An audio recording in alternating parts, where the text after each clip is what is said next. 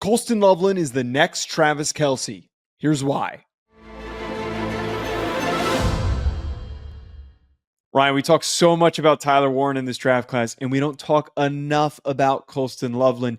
This dude is a freakish athlete. Why do NFL fans need to know more about this guy and the possibility of him being the first tight end drafted?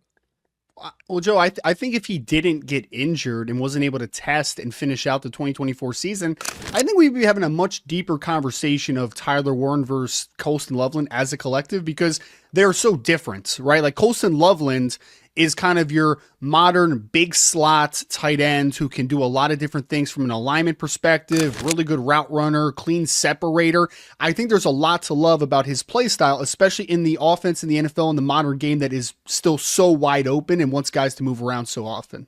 Yeah, the way that he played at Michigan was a bit underrated at times because, especially this past year, they had nobody who could throw a football. But the previous year, he got a lot of targets. He got a lot of opportunities. Running the football was still the emphasis. You really saw when you isolated him, you watched him run routes, you saw this great vertical separator. You saw a guy that was super smooth at changing direction when he was running his routes. He is not the polar opposite of Tyler Warren, but he's so different. When we talk about Tyler Warren, he's a guy, get him the ball in his hands, let him go to work, let him wreak havoc, let him run dudes over. Loveland is, let's take a shot over the top. Let's get him running a deep route concept over the middle and be too big for a safety to keep up with. I really think that Colston Loveland's going to cause so many headaches for opposing defenses. Well, he's a matchup negator on the NFL level, right? Like you're going to put a big slot on him at times. You're going to put a linebacker. You're going to put a safety. And I don't think there's a clear answer to stopping him, right? Because he is such an interesting combination of length and suddenness, right? Like he gets in and out of breaks so well. He's one of the better route runners that has come out at the tight end position in several years.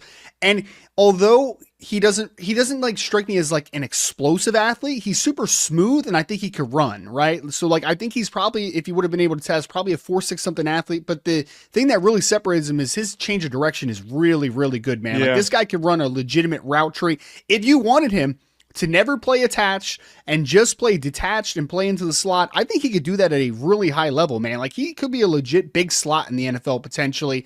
That big frame over the middle of the field with his quickness and his route running upside, I think is a really interesting combination for a mismatch weapon. Identifying some of his weaknesses, a little frustrating, but it's not like his forte, not super consistent in contested situations, which you would hope for a big tight end. It's just not his game. His game is beating you in space. It's not going to be dunking all over you. The other thing too, when we've got these super athletic tight ends, they're usually not great blockers. They're usually not guys that are going to grind you into the ground with great leg drive and pad level. He plays a bit high. Those are the things that are pretty noticeable when we watch him. Well, when he was at the 2025 scouting combine, when he was asked about blocking, like he even admitted that like he needs to take a step forward in that capacity, because ultimately Michigan had a couple pretty good blocking tight ends the last couple years. So they would use a lot of 12 personnel and they would utilize him as more of a wing or split out wide into the slot. Like he was utilized more as a pass catcher than he was a de facto tight end. I think he has upside in that regard, but like I'm much more comfortable with like a Tyler Warren coming in day one and being able to contribute in the run game than I am a Colston Loveland. And I do think that overall, like that play strength just needs to improve. He's a little bit more of a high cut, slender frames from his lower body perspective. Like he's just not an overly powerful kid. So playing through content consistently in the passing game and then also blocking in the run game, those are major areas of concern. And you want to see if his body is able to continue to physically develop and he becomes an asset in those areas more.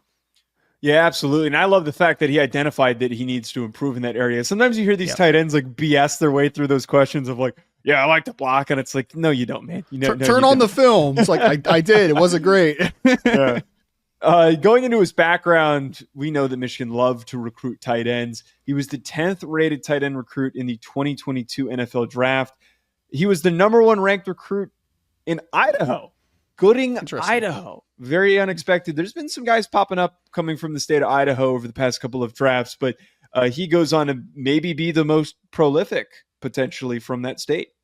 Yeah, and I'm not going to read off all his athletic accomplishments while he was at Gooding, Joe, but like he's like one of those dudes that it just seemed like he was naturally good at everything he did, right? So like he was a basketball player, he was a football player, he was just a dominant athlete.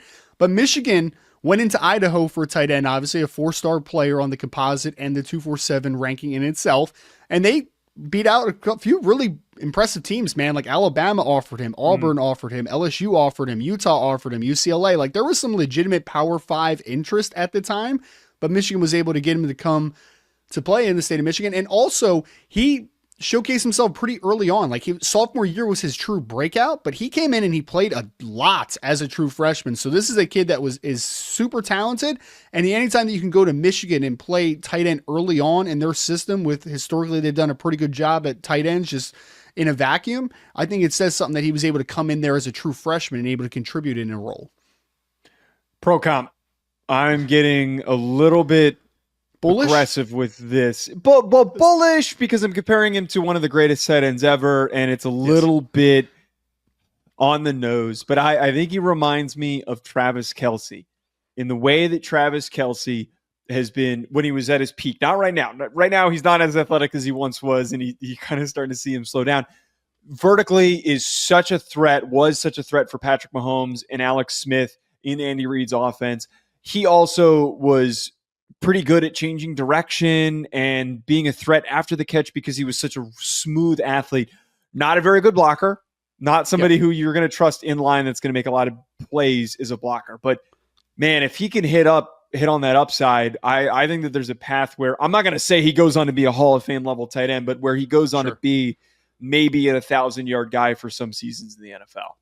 And everyone out there needs to open up your minds a little bit. These comparisons are from a physical profile perspective. Joe is not saying that he's going to be a future Hall of Fame tight end. He's saying similarly, he's going to be utilized in the passing game in a lot of different capacities, and he has that route running upside and yak upside to be a difference maker on the NFL level. And I could totally see the comparison there, right? And in the blocking aspect of like Travis Kelce for the most part in his career has been a very below average blocker. And that's probably similarly what Colston Loveland is going to be on the next level. But similarly as well, he's going to be an impact player in the passing game. And that's why you're ultimately going to draft Colston Loveland in the first round. And maybe whoever the next big pop star is when he's in his 30s, he'll be dating them as well. We'll see. Folks, let us know in the comments, what team do you want to see Colston Loveland play for? How early would you draft him? Hit that like button and subscribe. We'll talk to you later.